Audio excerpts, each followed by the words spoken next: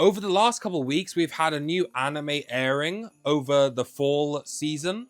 That anime is, of course, Sanda, which is a Christmas anime by the creator of Beastars, Haru Itagaki, the daughter of Keisuke Itagaki, who is the creator of Baki, the sports/battle/action manga and anime. Baki is very well known, and so is Beastars. And if you thought Beastars couldn't get any crazier, well, Sanda takes it to the next level. I don't even know if that's possible, but it is. So far, if you've been watching the anime, there's been around 10 episodes that have aired so far. And so far, it's a bit crackers, but it's also a bit, not too crazy. But that's the thing. Season 2 and 3, if it ever gets adapted more, there's gonna be some crazy stuff happening. And I can even describe what's gonna happen. I don't want to spoil it, because this is a spoiler-free sort of review/rant. And yeah, basically, Sanda gets crazier and crazier. And if you thought that it couldn't get any crazier, well, it gets more crazy. It's just so, how does Haru Itagaki think of these things? And Haru Itagaki is, of course, the daughter of Keisuke Itagaki. And now that I've read some of Baki, I've been reading the Baki volumes that Kodama Tales have been releasing. Well, those volumes are pretty insane as well. They're nothing as crazy as Beastars or Sanda, but Baki is pretty unhinged. But why can't you watch this anime with your family members at Christmas? Well, that's a pretty good question, and I'll explain it right now. Here's why, and here's why. There's blood, there's violence, there's sort of, smexy stuff. Basically, Sanda is, even though it's a shonen series like Beastars, it's actually pretty graphic, I guess you could say. The manga recently got picked up by Titan Manga, so now you can buy physical volumes. I think volumes 1 and 2 are out right now. I was reading ahead online, with the fan scanlations. I haven't read all the manga, even though there's around 130 chapters translated online.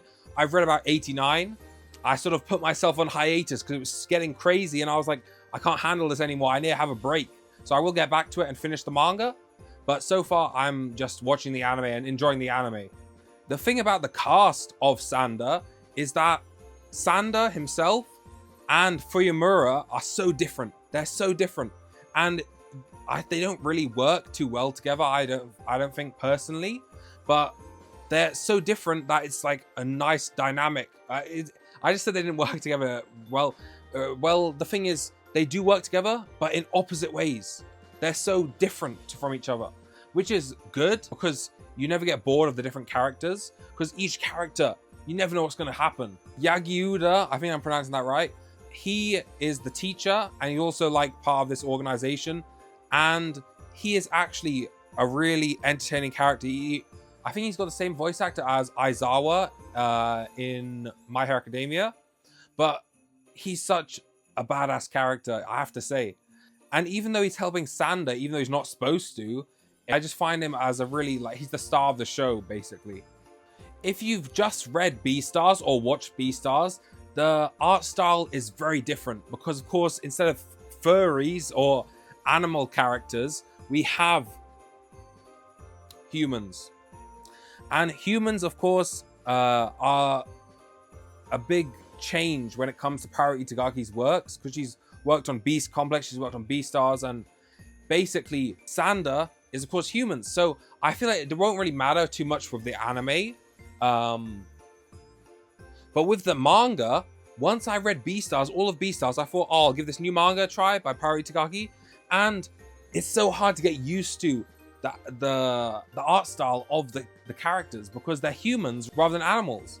And they kind of look like animals, but also they are human. So they don't look at animals, they're human, but it's weird. It's weird when you first start reading Sanda. So that's why I think the anime is much better, because the character designs, I think, stay more consistent, and you can just get used to it straight away. This isn't really a spoiler too much, because it's not part of the main plot, but something happens in the manga which I can't express how I never want to see this animated in my life. Sanda gives one of his pubic hairs to some kid. No, that sounds even worse. No. I forget I said anything. Seriously, I don't want to repeat myself or even say any of that ever again. Basically, I think SciFier has done an amazing job with the anime because the animation is so clean. Even though not every episode is action-packed, you still have quite a nice animation. Of course, we've got One Punch Man also running this season, and that is so disappointing. I'm not going to be like, oh, One Punch Man's trash. And this isn't a One Punch Man video. But the thing is, SciFier is like, no one cares about this anime, really. No one's really talking about it too much. And it's so much better than One Punch Man. And yet, everyone's busy complaining about One Punch Man. Go watch Sanda. That's the thing. Even if you didn't have a birth certificate, you would definitely know that Keisuke Itagaki is related to Haru Itagaki because they're so crazy with their ideas. Like, I'm not ready for what's going to happen in Baki next, let alone the ending of Sanda. The thing is, I am wondering whether this is just a one-shot, like they're going to release one season, see how it does, and then never make another season for Sanda. Because season 1 is sort of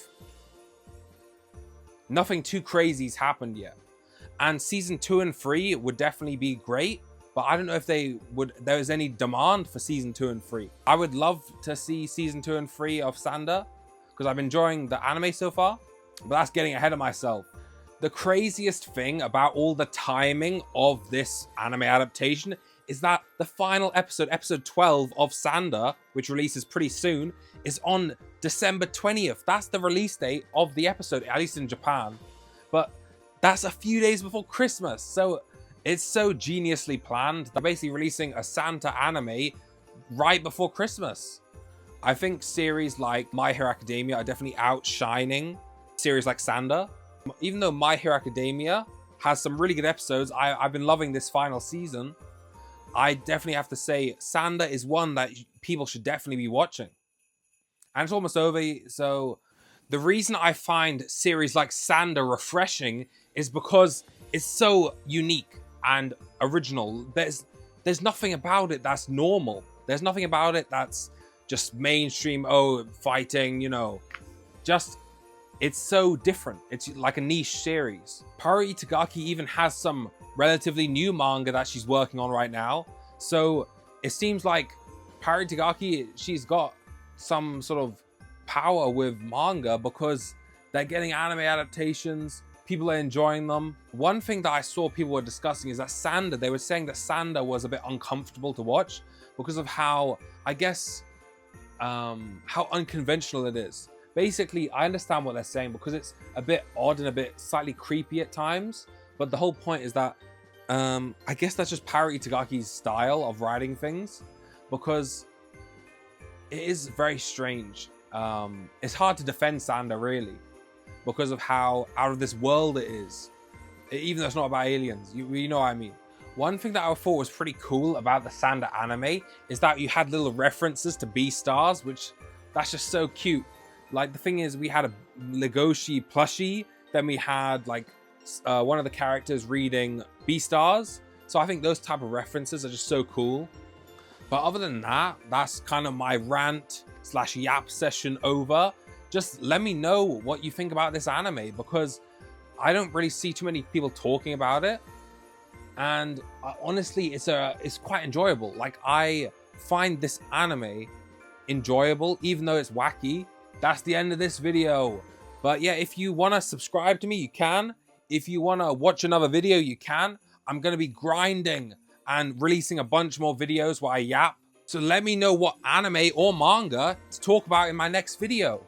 I've already got a bunch more planned, but if you make some suggestions down below, I might start reading or watching it, or I may have already read and watched it and I'll talk about it. I appreciate you guys so much. And if you stuck around this long, well, congratulations. That's all from me. I'll see you guys later. Peace. Yow.